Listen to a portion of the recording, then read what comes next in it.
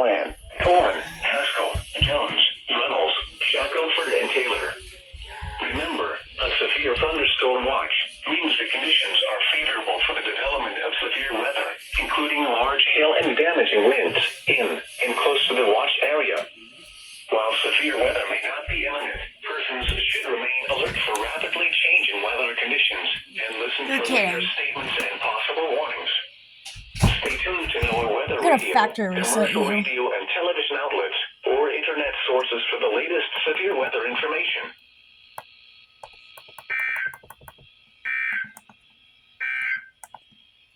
Here is the Abilene area forecast.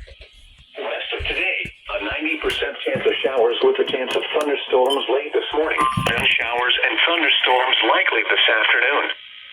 Some thunderstorms may be severe late this morning. That was very late. South winds 15 to 20 miles an hour. Alright, well that was very late.